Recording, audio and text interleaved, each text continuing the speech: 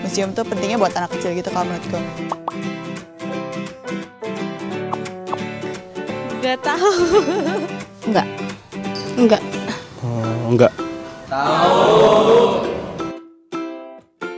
Museum Nasional, Museum Bank Indonesia, Museum Gajah, Museum Fathahillah. Susah ya, karena sekarang ini teknologi udah semakin luas, semakin canggih, dan nggak bisa dibendung banget. Jadi balik lagi ya kesadaran diri sendiri aja gitu. Ya, pertama, mengabdi kepada negara dan bangsa. Kedua, melestarikan budaya Indonesia. Ketiga, mencintai produk Indonesia. Keempat, generasi kita giat belajar supaya pintar. Proklamasi. Kami, bangsa Indonesia, dengan ini menyatakan kemerdekaan Indonesia. Hal-hal yang mengenai pemindahan kekuasaan dan lain-lain diselenggarakan dengan cara saksama dan dalam tempo yang sesingkat-singkatnya. Jakarta, 17 Agustus 1945, atas nama bangsa Indonesia, Soekarno Hatta.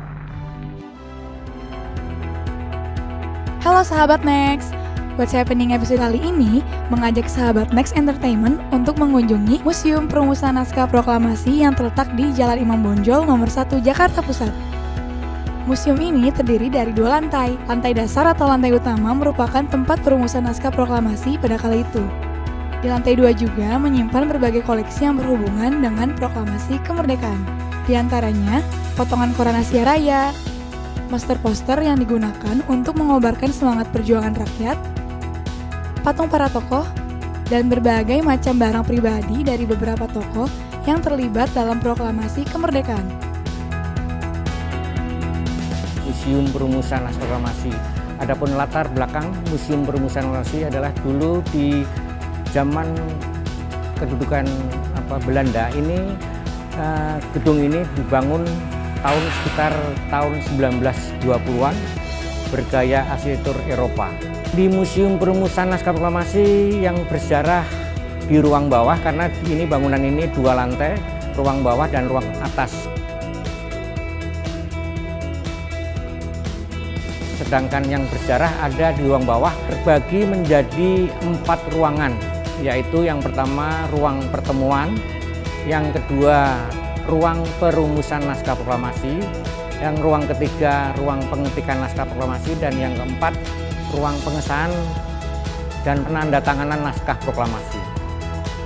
Pada tanggal 16 Agustus, dulu anggota PPKI yang semula berencana mengadakan rapat di Hotel Des Indes. Namun karena statusnya status quo, Hotel Des Indes tidak mengizinkan karena memakai malam hari, sehingga atas jasa Bapak Ahmad Subarjo yang minta izin untuk meminjamkan gedungnya untuk merumuskan naskah proklamasi. Jadi disinilah tempat merumuskan naskah proklamasi yang waktu itu dijajah Jepang, di sini ditempatin oleh Laksamana Tadashi Maeda. Antusias kita kalau di museum sendiri kan banyak kegiatan. Terus di samping ada kegiatan juga ada penyebar luasan informasi, yaitu kita di museum ini juga mengadakan kegiatan penyuluhan ke sekolah-sekolah tingkat sekolah dasar, sekolah SMP, dan SLTA. Kalau ada program juga karena ini materi dengan tingkat SD, khususnya kelas 5 dan 6, mereka belajar IPS. Kalau ini ada wajib kunjung museum mungkin kalau dari sekolah itu. Kalau di museum sendiri, di Museum Perumusan Naskah Proklamasi ini, kita bisa melihat grafiknya tahun demi tahun selalu meningkat. Harga tiket, kalau untuk anak-anak itu harga tiket Rp1.000, untuk dewasa Rp2.000, orang asing Rp10.000. Namun kalau rombongan, yang sifatnya rombongan itu minimal 20, mereka dapat keringanan. Di halaman rumah sang proklamator di Jalan Pegangsaan Timur nomor 56 itulah Bung Karno mendeklarasikan proklamasi kemerdekaan bangsa Indonesia.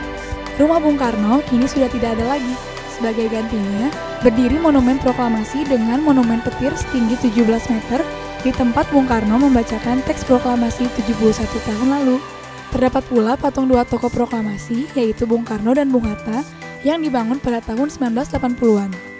Nah, sahabat Next, seru kan perjalanan kita hari ini? Semoga menambah rasa nasionalisme kita semua ya. Selamat Hari Kemerdekaan RI ke-71. Jayalah Indonesia. Selamat Hari Kemerdekaan Republik Indonesia yang ke-71. Jayalah Indonesiaku.